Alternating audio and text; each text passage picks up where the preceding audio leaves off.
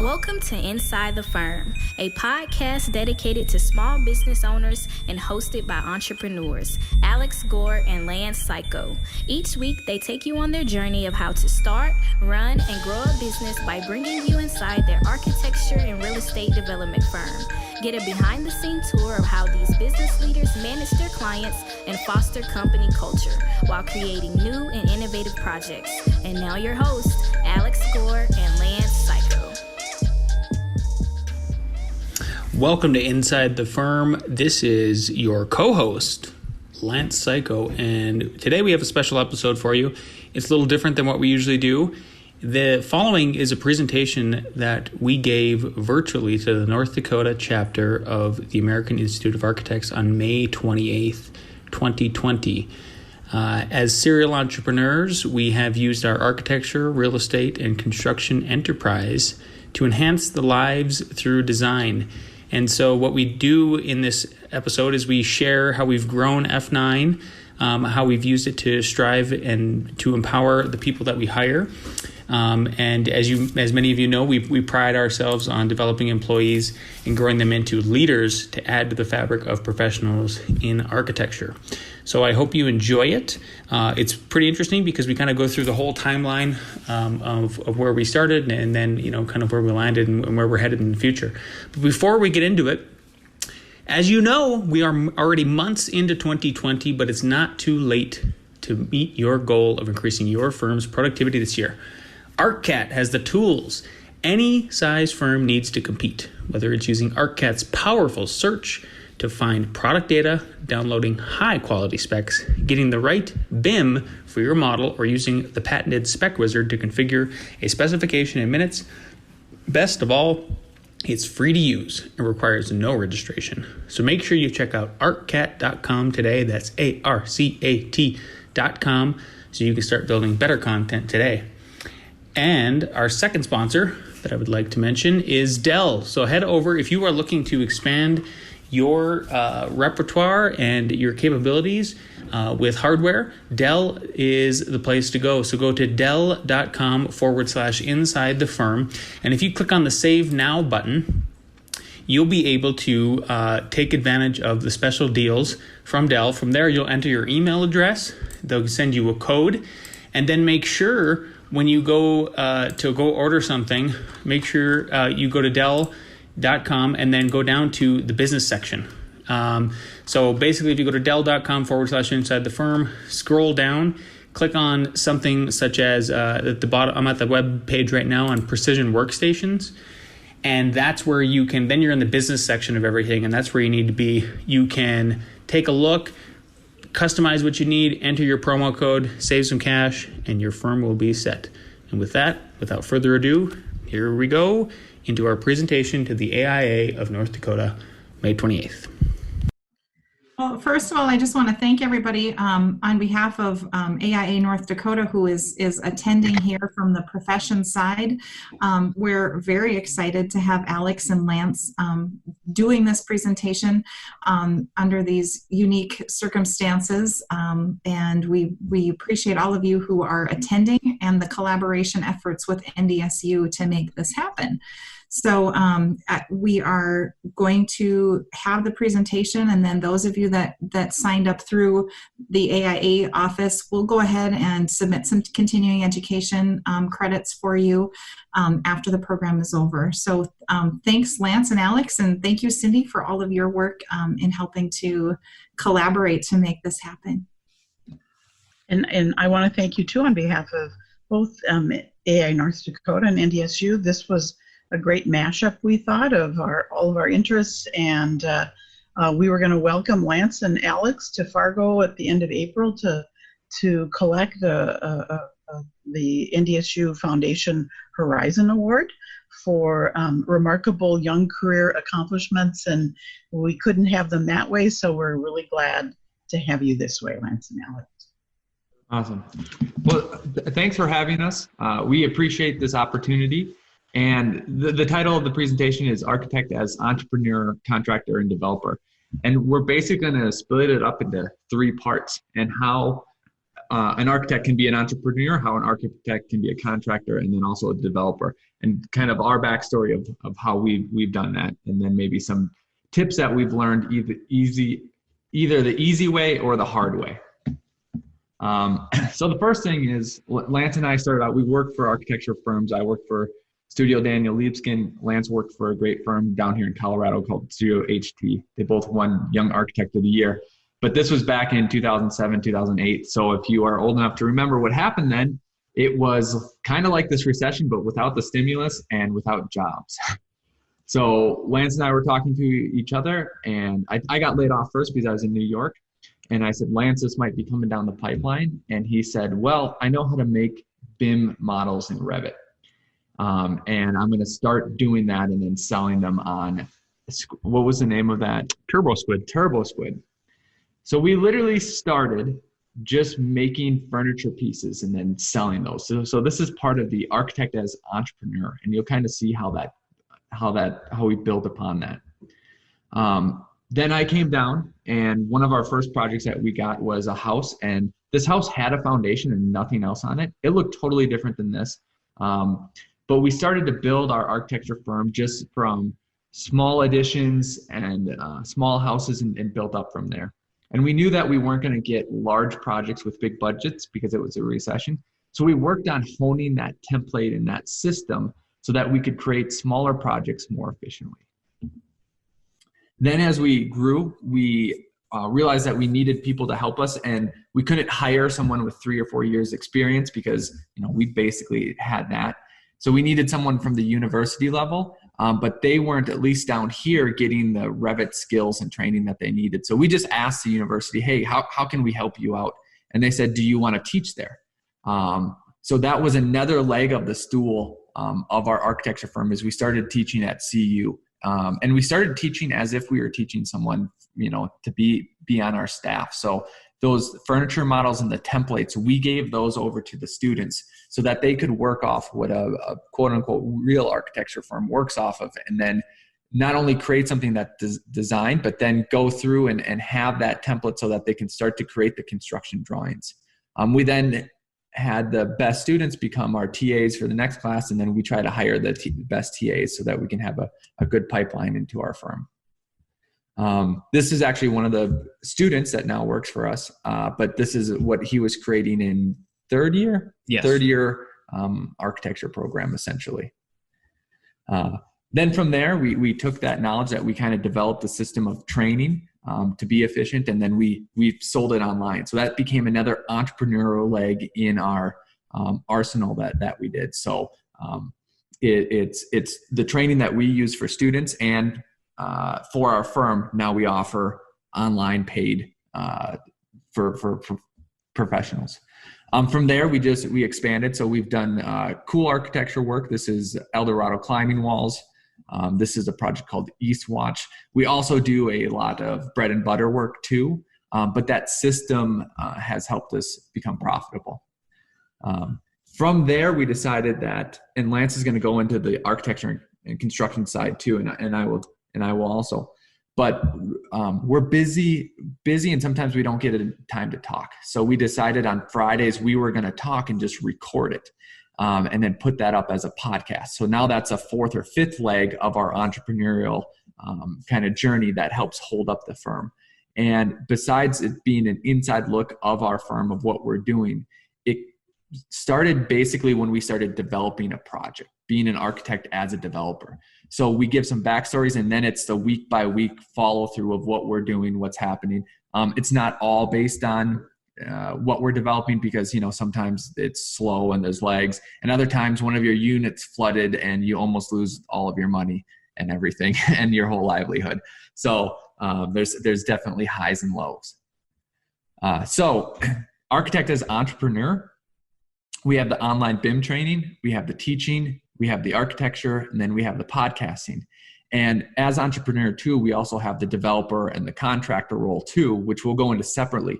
But all of those kind of combine to us thinking of not just solely architecture, how do we branch out into these other entrepreneurial ideas?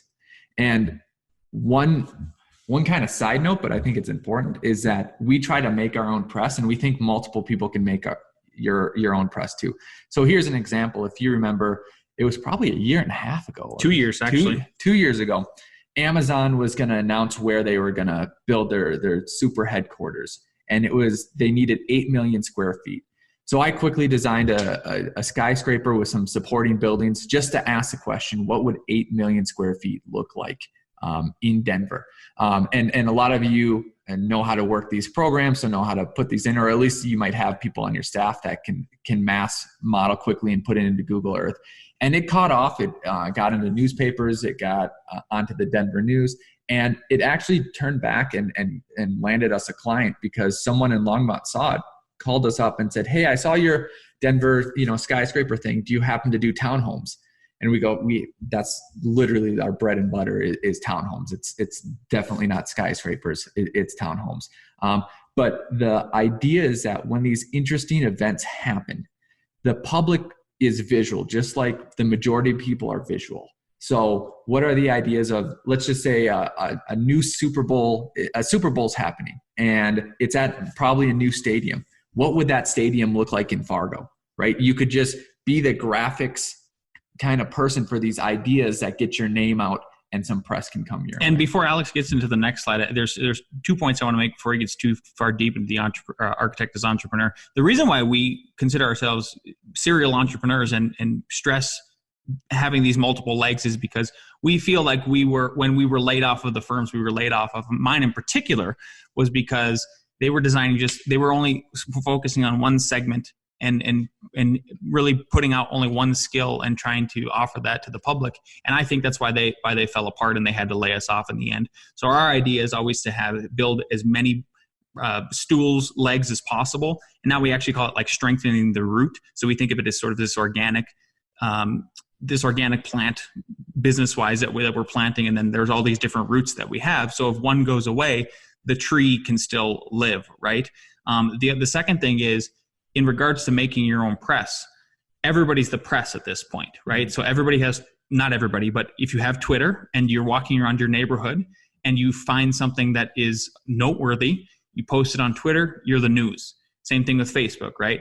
So how we, not only did Alex put together this Amazon HQ2 that was timed with a news cycle that was looking for it, then my task was, as a social media manager at that time, was to launch it off of our Facebook platform, where we used boosted posts and then a conglomerate of friends and family to then target the news stations, Denver 7 and Fox 31, on their posts about the Amazon headquarters maybe coming to Denver. We would comment in those comment sections and get everybody to like and react to those comments from our webpage or our Facebook page to bring it up in the news cycle.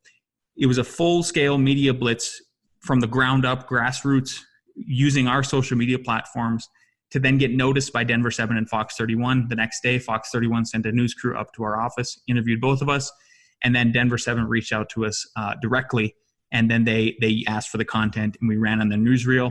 From there, once you get into that kind of press, then they went into the Longmont Times Call, which is our local paper, and then that's how the developers found us, who owned property down in Denver, and then hired us to do their townhomes based off of this project. Yep. And I think just from the metrics onto our site, we had something like 80,000 views. It was something rather large. Each post was getting between 50,000 and 150,000 person reach, right? Eyeball reach. So, yeah. The second idea, so this was something fun that we did. And this is what I learned from Liebskin, was to do a fun project every year. And sometimes those fun projects can be competitions. I find that the likelihood of us winning a competition might be low, just because if you've seen those Guggenheim competitions, there's like 14,000 entrances and who knows how they're going to get picked. So we just decided that we would make our own competition. And this was 2012. So obviously the world was going to end in 2012. So we made homes that reacted to those world-ending situations. So one is a house that goes underground that protects against a nuclear bomb. One closes in on itself, which is the second one, to guard against fire. And the other one kind of shuts itself up, and it has shock absorbers for an earthquake. And this fun idea in 2012 has led to a lot of press.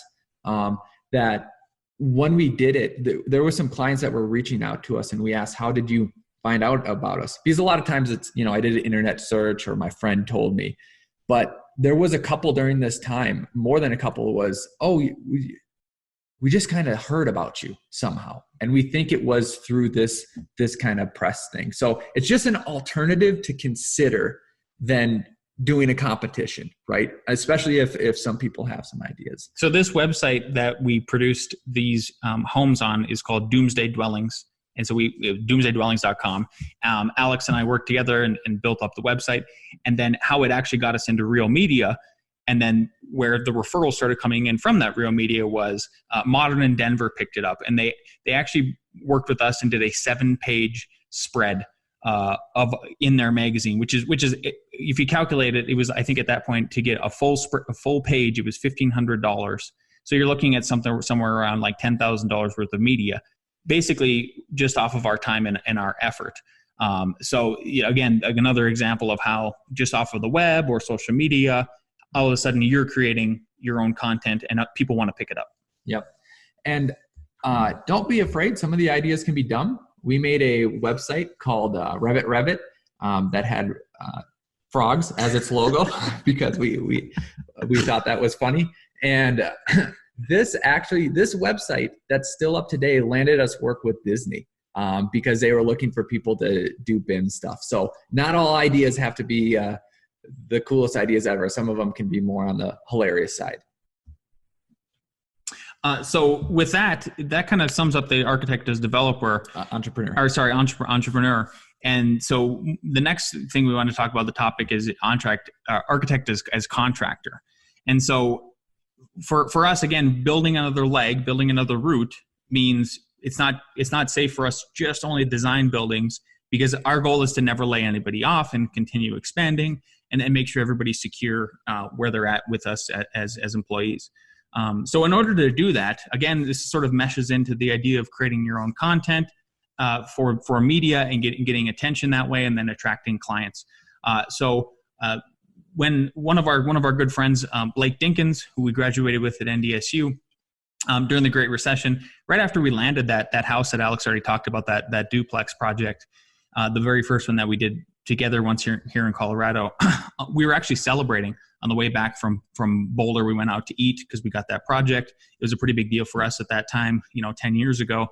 And we called up Blake and said, hey Blake, what are you up to? How are you feeling? He was all depressed. He was not happy with his job. And we said, well, how much money do you have? And he told us an amount that was worthy of, you should just build a tiny house.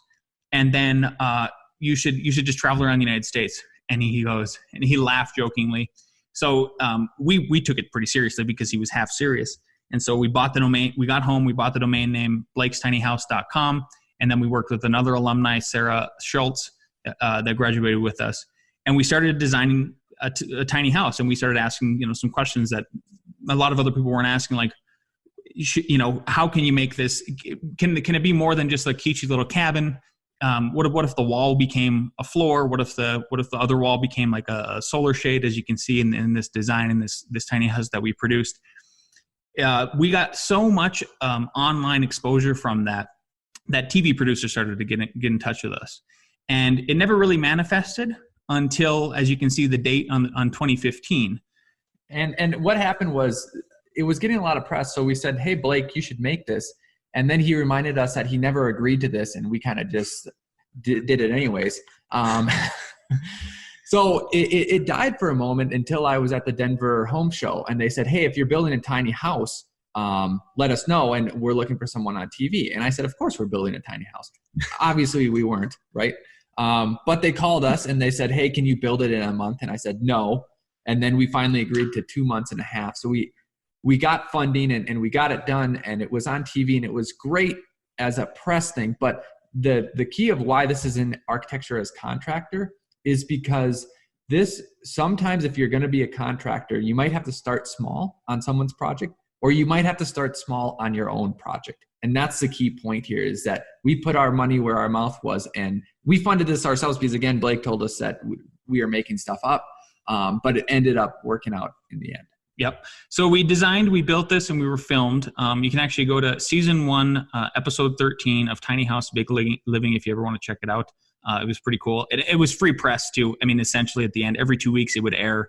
And then because of that, and it was so successful, and we had a construction experience, and people believed in these tiny house structures that we were literally inventing, because there at that point there weren't any that could fold in and that were self-sustainable. You know, that one has solar panel. The previous one has solar panels on top. It collects gray water. If you orient it correctly, it should heat and cool itself. So a Fortune 500 company got in touch with us based on seeing that on television, and said, "Hey, we loved what you guys were doing with the other tiny house. Can you build us 2 more? And can they have twice the amount of decks? Actually, 3 times the amount of decks, because now there's a deck on top that Alex, you can see standing on top of that in this image." And at first I said no, and Alex said, "Well, what if we tell them this number?" And then I said, "Sure, tell them that number." And they went for it. So then it was a scramble to build 2 more, but basically on steroids. So building experience is critical, right? And the other thing I would mention too is that Alex was in the Army in college, and he did a lot of heavy machinery, excavation, road building. And so he had that kind of construction experience. And I had been, prior to going to NDSU, worked as a contractor and a subcontractor since I was 13, up on roofs in North Dakota, and then doing everything and anything in between in Minnesota, Idaho, North Dakota, and Montana, and just kept building on top of that. So I think that's one of the other things too, is like, it can't be stressed enough how much hands-on building experience can help you if you want to go to this multi-pronged approach. The other thing, what it also allowed us to do is it allows us, as we are literally inventing some types of new architecture, it's allowed us to build precisely. And I don't think a lot of other people maybe could have taken on something like this if they weren't the architect plus the contractor and the builder. So this is an image on the left of this special spring-loaded hinge that we've kind of had to work with these manufacturers to have them make them precisely how we want to. Then we have to install them very precisely so that the decks work and they can fold up in this architecture. I mean, a lot of architects get laughed at because sometimes we'll have 1/16 of an inch or 1/4 inch measurements on our drawings, but not when you're the builder. When you're the builder, you can get to that precision. Well, and then also why he showed this too is because spring hinges do exist, but no one would sell us a spring hinge because they're for, someone who makes 10,000, vehicles. So we had to literally design and then get 2 manufacturers together to put the spring hinge together and then ship us these specially made spring hinges. The other thing it allows you to do is if you take on if you head down the design build in the contractor realm of things, is you can raise your limits. I think you can raise the limits of what you're comfortable as an architect suggesting to another contractor, but then you're the contractor. And so the onus is on you to prove, making this, like what we're raising right here is a several 100-pound awning that had to go up and down angled in a couple different ways. So figuring out the trajectory of that, I really think the only way we were able to get there, and the only first people that could maybe do it in the United States, because they hasn't been built again, was us as architects, as contractors. Piggybacking on that, like you can build what other people can't. One of the epiphanies to us once we finished our development that Alex will get into later was even on the money side of things, wearing 3 hats then allowed us to build where we think nobody else would build. And so you are really able to stretch and expand, I think, what architecture and construction and building can be if you're willing to take that extra leap. And then it also allows you to do some architectural acrobatics. Like the building that you'll see later that we're literally sitting in right now and we're recording this and presenting this has structural acrobatics. It's got cantilevers and stuff that I think a lot of other contractors, if you weren't wearing that contractor hat, I'm not sure that things and structures like this would get built, simply because I think a lot of contractors who aren't also designing it in the front end would look at it and say, throw out an astronomical number and make it literally economically infeasible to build just because it looks so complicated. Whereas if you're the designer, you've already tested the thing virtually, especially if you're working in Revit like we do. So it allows you to create, obviously, right? So we really created a new piece of, we feel like we have invented things, right? I mean, this is a new invention as far as the tiny houses go. So thankfully, due to the partnership we had with Subaru in order to build these two, and then we were willing to take on 2 roles instead of just one, we were able to create something new that really impacted a lot of people's lives, even if it was just for a short while when they experience these structures. And then the last thing is execution. I think that's a critical one at the end to point out, is that to be able to take something from conception all the way to finished product, and then it's out in the public, and execute in this way where we had to be so precise and so and just so aware of like all of the moving parts that were going in with all of these movable, foldable structures. I'm not sure it could have just been done if it was your typical AOC type of triangle. So how do we get there? The way we get there when we take on building products, and then how that sort of came back to how we practice architecture, is we model it like it's going to be built. We take a lot of pride in for all of our single family homes, and a large majority of our multifamily projects even, is our staff is trained to model it like, not only model it like it's built, but we're going to do the structural drafting and the initial structural drafting, the initial structural modeling. We've just found a new piece of software too that really allows us to get, on some projects, if the additions are small enough, I will stamp them, or Alex will stamp them for the structural engineering, because we're able to do the calculations. For a house like this, which is the East Wash house, we were able to get really close, but then our engineer kind of filled the gap in. And it's allowed us to save our clients money. It's allowed, because there's less conflicts in the field, because we're modeling so many of the moving parts, sometimes including the HVAC. But it's a lot. So construction, they save money. Engineering, they save a little bit of money, and then they also save time.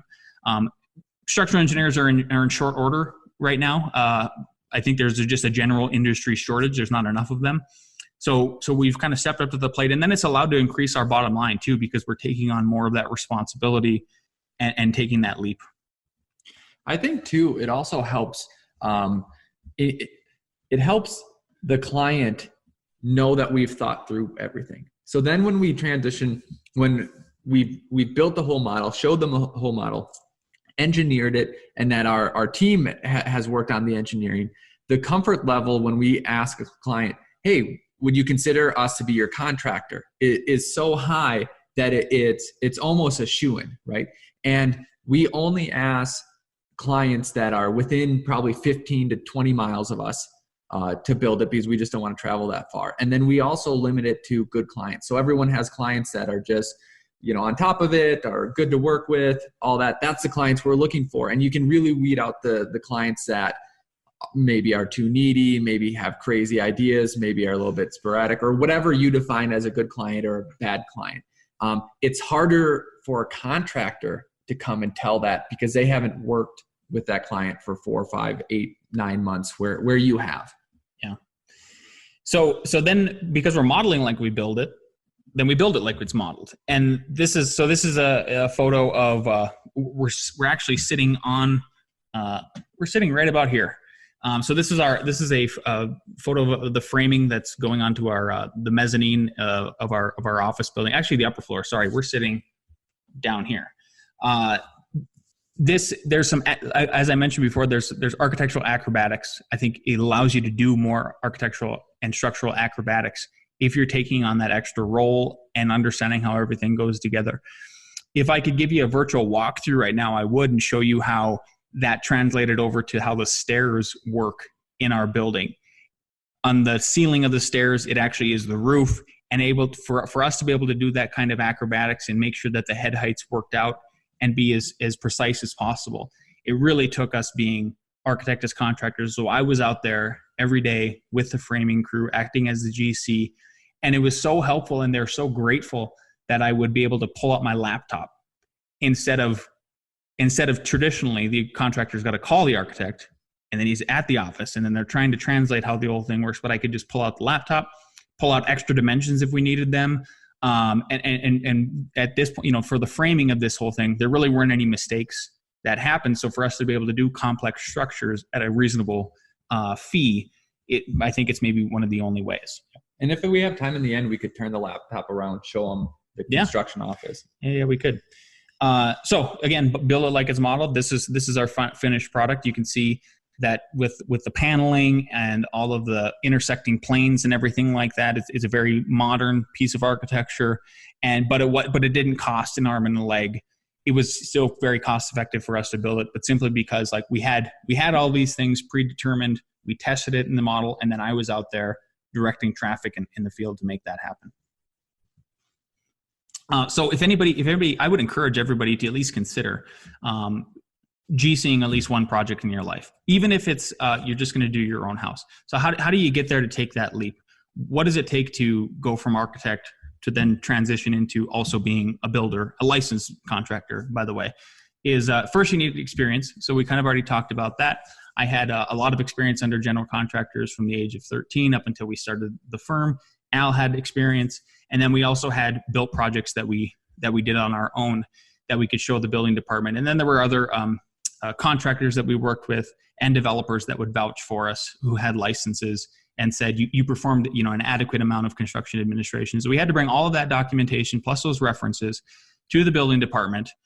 After I took, what I took was for our development, the Class B licensure test. So if anybody doesn't know, there's 3 different classes of it.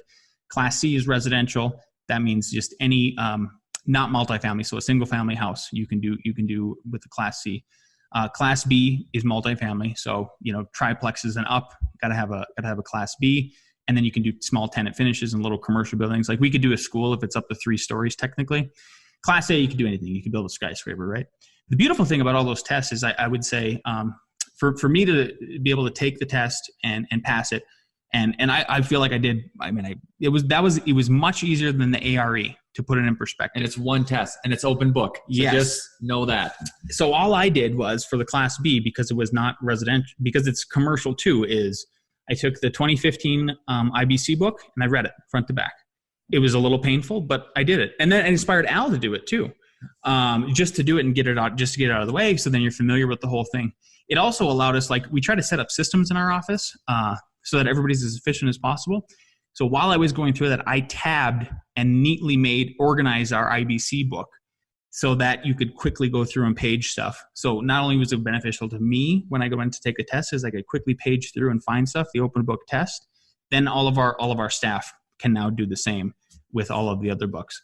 So experience documentation plus a test, go in there and try to convince the building official that this, especially if it's your own project, I think they're going to be more sympathetic to you getting that license.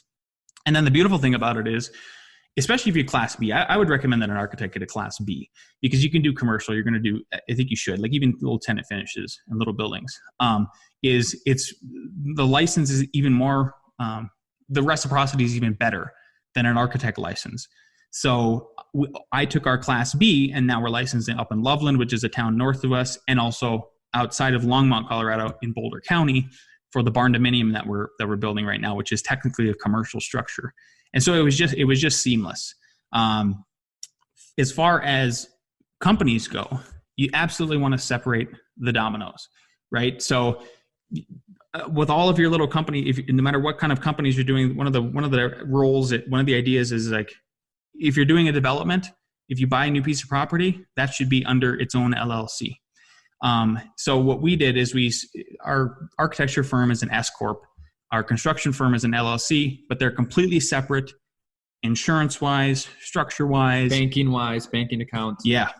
I mean, you really have to separate them and why I use the dominoes analogy is, as long as they're further away from each other and then one falls, it won't have a domino effect and destroy your life, right? So if you get sued on one of the projects, it's not going to cascade. Because even the tiny houses are a different company, and they're all one company. But if something happened there, that shouldn't affect some residential company that we're building their house for. The second thing to note too is, because someone asked, they said, setting up a construction company, I'm worried about the price for all the equipment that I'm going to have to buy. And many of you probably know that a lot of GCs are basically construction admin. Now we do have about 2 people maybe 3 to 4, depends, out in the field for us doing some labors that are part of that construction company. But it doesn't have to be that way. It can be almost a pure administration management role. You're not buying forklifts or anything like that. Yep, exactly. So why should you build? Well, I think it's just a good life experience, number one. But to kind of recap everything, as I personally feel, and Alex does too in a lot of ways, is that a lot of architects do, is that we've been marginalized to where we're just the artists. We're just the people doing fancy pictures, and we're a necessary evil. And I really feel like we as architects need to retake the master builder position. And so, because we know the buildings better than anybody. We've thought about them for months and months and months. So why shouldn't we be building them, or at least doing a lot more construction administration, right? It's going to allow you to, again, build more precisely than other general contractors. So your heart will be broken a lot less when the big details aren't missed, or the little details. Raise the limits of what you can do as an architect. You'll feel more comfortable in suggesting things that are maybe a little bit out of the box. Build what others can't. Explore those architectural acrobatics. Create, execute, and then you can extend your income. I think that's one of the biggest and best pieces of advice. One of our friends who's a guest on our podcast, Inside the Firm, every week, his name is Nick Renard. He's an architect builder out of Florida. And I had him on as a guest at the AIA convention last year in Las Vegas. And he says that recessions are going to come and go. They're very cyclical. And the idea is, if you're the architect and you're thinking about taking the leap to be a builder next, and you see a recession coming, I mean, you could kind of see this one coming in a sense, depending on what your economics background was. But if you're at the point where you can then turn those projects into construction projects, you've just extended your income for a year, 2 years, something like that, right? And then you're able to branch out again. That's why right now we're actually hiring somebody. I just sent an email to Cindy yesterday seeing if there's any graduates that need work, because we're in a position to hire again, whereas I don't think anybody else is. There's only 3 job postings on AIA Colorado right now. So, so how much can you make? Because obviously you're not going to do this for free. And how does it work for us? So Alex kind of already alluded to this too, about convincing the client or asking them, tiptoeing around, however you do it, would you consider us being your builder? It has been such a seamless transition for the people we are building for now, because all of the projects get to a point of, for us anyway, about mid-design development, about midway through the project, everybody says, oh, I love this, but I don't know, like, I just want to make sure that I can afford it. And so I've developed internally, and I was just going over this with Alex, this really slick spreadsheet now based on our building projects, where we can plug in basically one number. It'll fill out the rest of the spreadsheet on a percentage basis. And Alex actually checked it against the house that he's going to build. Well, actually, I was excited to check it because I thought it wasn't going to work, and I was going to make that it wasn't going to work. Yeah, I thought it was going to be terrible. Yeah. Right. So we put in the numbers, and then I adjusted some of the numbers just slightly because I had to account for all the cost of the foundation, because that's the number we put in. And you were $4,000 off from the number that I had from my house. Yeah. Which was, I mean, that's really good. Yep. So it wasn't terrible. It wasn't terrible. So you've already gained their trust as an architect, right? And then all of a sudden, if you can pull out numbers like that and pretty quickly, and you get to something close, and you genuinely like each other, because you're extending this little marriage that is the contract at the end of the day. I mean, we don't even compete against other general contractors when we flip architecture projects into construction projects, and then they don't even balk at our 18% fee for that, which is much higher than our architecture fee. Because the other caveat that I add to it when we go into pitch about being the contractor is I very clearly explain, look, I'm going to charge you 18% on top of everything for the management fee. That includes our foreman, who's going to be on site most of the time besides myself or Alex. And you're also it's going to be completely open book. You're going to know exactly what things cost. You're going to know exactly what the markup is, and they have access to our server, their specific project on Dropbox. And then the other thing that we do is, Alex already mentioned this, we do have a 2-man crew, and hopefully expanding to 3 soon, that we do a lot of self-performing of the work. And that also reassures them too. So like on this barn that I'll show you next that we're doing, it's barn dominium, is the roofing company that we use for our development project. I said, hey, we're going to build this next. Can you give me a quote? I think they came in at $48,000. And we said, no, we'll just self-perform this. And we'll still make what you should be making industry-wise when you do the multiplication factor of like per worker and profit and all of that. And we saved the client about $12,000. And then I'm more reassured as somebody who's done roofs their whole lives about no leaks, that sort of thing, right? So the example that I'll show you visually next would be, the current build cost of this project we're building is about $556,000. Our general contractor fee, which is about 18%, is about $100,000. And then we're self-performing stuff like windows, doors, roofing, siding, interior finishes. And so our income will be about $50,000 from that. So that is $150,000 of extra income, new business, and then catapults us to be able to hire in a time like this. So this is the project that we're building. I just had Bill actually take photos this morning, and so you can see what we're building. They're actually going to finish the roof today, but we have done almost everything on this project except for foundation and framing. And then we should be finishing up the siding and everything next week. It's also really good just for our architecture firm, bringing them out on site, especially the person who designed this, and pointing out the problems, and then also bringing out the set of drawings and go, look, guys, we're never dimensioning like this again in relationship to say like a beam, because when I was out here with the framers, they were missing this dimension. And so having the feedback loop like that has really allowed us to grow. So the last segment is architect as developer. And this is where we're sitting right now. If I move my mouse, if you zoom in right there, you could probably see our heads, if that was a Harry Potter-esque image. But essentially, how this project came to be is that if you saw the first tiny house, that allowed us to get the second two tiny houses. That allowed us to get a feed to place down on the land. And then this was also the image where Lance was showing you where we got built, where we built, and kind of ties in the whole how we model in architecture, transitions into contracting, and transitions into being the developer. So again, for this project, which is our headquarters, plus 2 units behind our headquarters and 6 units on the other side, we were the developers, the architects, and the contractors for this. And here's the other side of that in Colorado. And here are the crucial numbers that you need to know is when you're looking for land, you need to think about, okay, what's going to be your total building costs roughly? And you need the land and the infrastructure, meaning the roads up to that land or through that land, to be 18% or less of the construction costs, right? And then when you buy that land, you're going to probably have to put 20 to 30% down. You don't have to pay for the land outright. You can find a lender that will give you a loan for that. And it will probably be a 3-year balloon loan, which means you'll make payments on the 70% of it. And in 3 years, you're not paying it off in 3 years through those payments, but at the end of the 3 years, the remaining that's outstanding, you have to pay.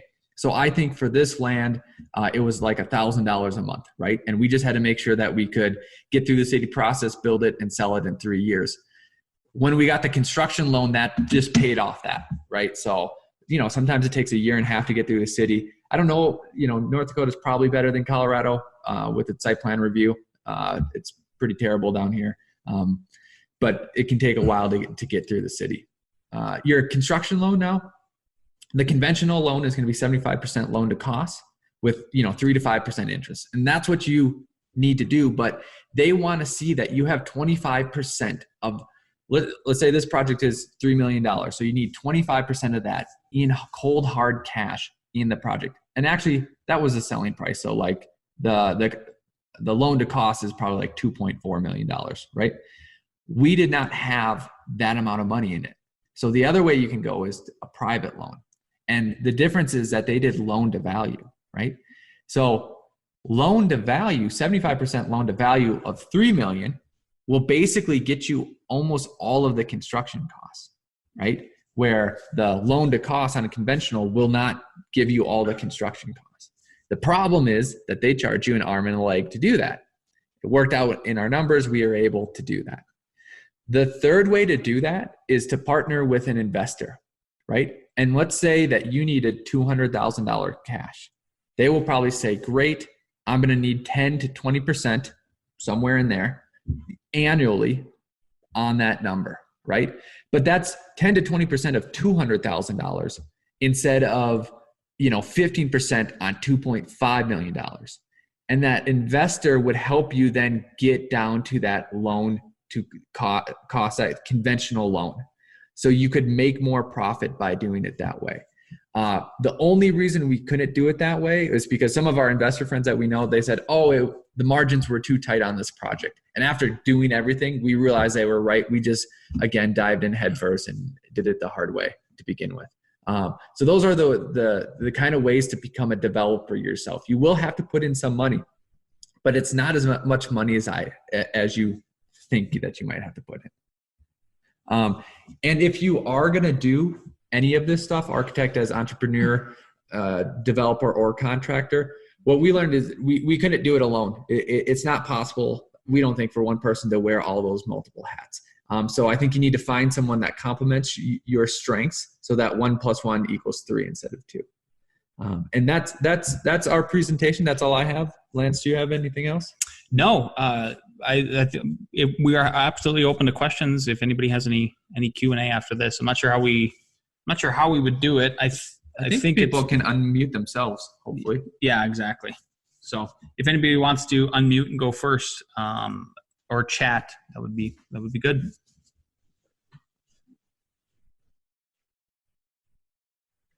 Stacy, save us. Comment. Nice presentation. Thanks, Tam. Was that Tammy? Yep, Tammy. This was great, you guys. This is Cindy and Mark. We actually had the opportunity to visit Lance and Al at their office, and we took a tour of the site of your project. I think it was right after you'd bought the land, and it was just a bare piece of property, so it's really fun to see what you've done since then. Yeah, absolutely beautiful. Yeah, and just a great presentation. Yeah, thank you. One thing that say hello to everybody in your office. We really enjoyed having lunch with all of those people. Oh, sure, we will. Give them our best, will you? F9 does Friday staff lunches. Is that correct, guys? Absolutely. Yeah. And one thing I'll just show you really quickly, Lance, if you take this mic, is this. You want me to carry with you? Yeah. Okay. So we're up in our conference room, and then down here is our construction area. So there's our large glass door that you saw in the beginning, and then we have extra, supplies and then tools in there, and then this is where we get deliveries of things. And then above us is the office, the 3rd floor, where there's, 8 people right now sitting around, hopefully, making money, because we aren't. When we visited you in Longmont, we also had the pleasure of heading downtown with you, and you were involved in putting up a structure for an outdoor event. Can you just talk a little bit about life in Longmont and your involvement in the community? Yeah, we some of the downtown people, Longmont Downtown Development Authority. That's what it is. Yep. And city council people and planners know us just because, we are the biggest firm in Longmont, but we're kind of active in the community. And sometimes they'll ask us to we made a foldable structure that strung lights together and put strings together throughout the alleyway, kind of for an event, and then gave it to them afterwards. They paid for all the materials, and then we provided the labor and all that. But it was a fun, cool project. It's probably on our Facebook page. I don't know if it's on our website. Yeah, it's on our Facebook page. But there's small things like that. I think it took like 2 days to build or something like that. Yep. But it was definitely part of our strategy of giving back, but giving back in an area that we are good at. This is Nate. I got a quick question. How's the COVID been affecting you guys down there? So business-wise. Yeah, business-wise, I'll answer that in 2 parts. The first part is we were already ready. Our staff and the way we operate and the way our structure is set up, it was a seamless transition for us to go remotely. And we kind of had a head start on it, also because we were, I have kids in the school district, and then CU actually you could tell they were by the emails they were sending out and we teach there, shutting down was on the horizon. So we actually shut the firm down as far as everybody coming into the office 1 week before everybody else did. And so because all of our content is on a Dropbox server, some of our staff already kind of do work remotely a little bit. Some people live in Denver, and we've tried to alleviate like having to drive so far, 30, 40 minutes every day by having them work remotely using Dropbox. And then they have their laptops. Some of them have laptops that the firm has purchased, or actually Dell, one of our sponsors of the podcast, gave to us as a sponsor.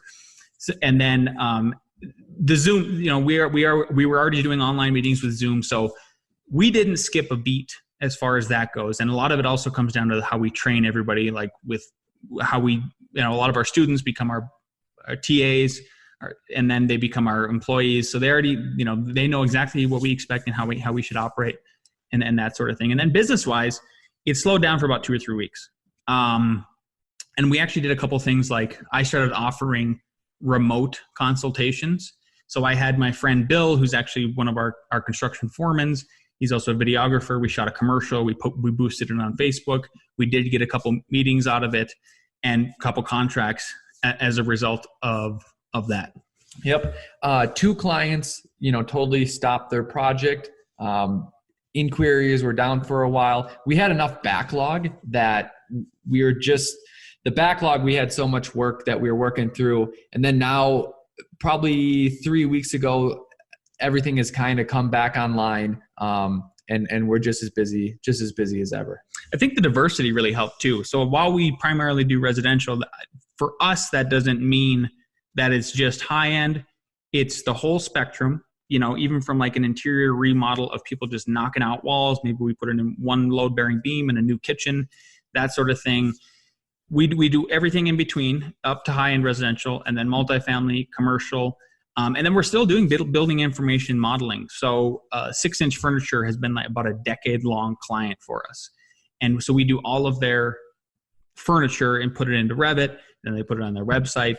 And so that has been good. And then the construction side of things, because we started turning them into construction projects, that was just super helpful. And one thing that we learned that I think is a key point is, after we made this development of 9 units, our thought was that we then double up again and we do something that's 18 units or 30 units. But we've learned that not only through ourselves, but the other developers that we draw for, that there's sort of a squeeze. Construction prices keep going up. The city keeps making more regulations and more hoops to go through. And the project length gets longer, but the price that you can sell at isn't increasing with that same pace, so that their margins are getting squeezed. And over a 3-4 year time frame, it is too risky to do that sort of 30 unit, 20 unit, 50 unit project, at least for our cohort that's doing it. So we transitioned. Instead of saying, now we're going to double again and do something bigger, is we can do 4 to 6 houses, individual, design them in a couple months, get it through the city in a couple months, and then build them in 8 months and have that whole pie done. And if we do 4 to 6 of those, we will make the same profit as doing a 15 unit structure with a reduced risk. So I think maybe if we're alluding to in podcasts, or I think the notion is always go bigger, go bigger, go bigger. And it just wasn't working out. So we actually went smaller, just because of the conditions. You guys have these amazing interdisciplinary roles and a lot of different things flying in the air between your teaching at CU, your podcasting, then all these interdisciplinary building projects. How do you stay organized and communicate and function in all those roles? Yeah, I think there's 2 steps. Is all of those roles are interrelated, which is great. So it's not like I'm teaching finance or something else I probably know nothing about. And then the key to organization isn't so much in the programs that we use, because I don't know if any of them would be impressive or anything like that. Besides, one caveat is that we basically solely use Revit. So some firms will, hey, we're going to do SketchUp and then we're going to go into Revit, or someone's using Rhino, someone's using AutoCAD, someone's using SketchUp, someone's using Revit. None of that exists. It is, you're in this firm, you're using Revit, that is it. So we simplified the amount of production programs that we use. The key that I was getting to, though, was in communication, is that we've always made the rule that we respond within 24 hours. So whether that's a city official, a client, or someone else in the firm, even if you don't know the answer, we respond in 24 hours. And that's how we reduce the feedback loop. Because the big theme is with the architecture, contractor, developer, is reducing that feedback loop, and communication plays a good part in that. Anybody else? And maybe a follow-up to that question. There's certainly challenges as design professionals, working out creative differences. Then there's the challenges as entrepreneurs working out different visions. You guys have been amazingly productive and successful over a long period of time. Not a whole lot of entrepreneurs are able to have those relationships. How have you guys been able to do that? Meaning just with the partnership? Yes.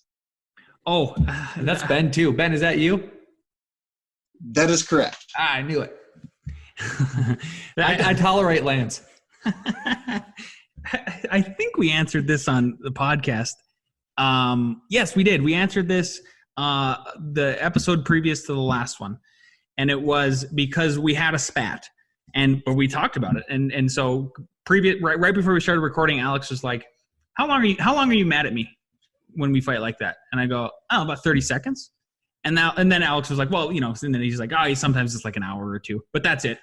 We just get it. It happens, and we address it, and then it's over with. But that's it. Yes. Solution orientation is also the key. There's a crux to the problem, and finding the actual problem is where the solution will lie. So like not going off on tangents is the key. Yeah, exactly. If there's a spat about something, we're not straw manning or having a red herring about it. It's just really addressing exactly what the problem is, something like that. So, of course there's going to be disagreements. The other thing too is I think we're very flexible in if Alex wants to pursue something, like he's doing some kind of space design stuff that I don't even know about. He already talked about the Amazon thing. He spearheaded that, and I just went with it and went for the ride. I was convinced we need to be contractors after the development. Alex was not. And now he's like, no, we're going to do it. Now we're going to do it. We're also going to be builders. So I think it's just both of us sort of trusting the other one almost unequivocally. Even if like I had John McAfee on the podcast, very controversial guy, but super famous. And then rather than Alex like getting jealous about it, like, oh, you had John McAfee. A lot of people know who that is. 1 million followers on Twitter. Alex went after Jim Cantrell of SpaceX. So part of it is like kind of each other just organically challenging each other, no matter what we're doing. And I would like to extend a thank you to both Alex and Lance for participating and for putting this on for us, and all of our AIA North Dakota members for being flexible in doing the webinar today. So Cindy, thank you for your help. And if there's anything else. Thank you. We have students here. We have Casey Risky from Miller Hall in Seattle, one of our advisory board members. Just a great bunch that you've gathered here, Lance and Alex, with us today. So we look forward to having you in person. I'd like everybody here to see your take on construction documents, construction drawings at some point. And it's just always good to hear from you. So thank you very much. This was great. Thank you, guys. Thank you. Have a good one. Thanks, guys. Thank you, guys. Thanks, everybody.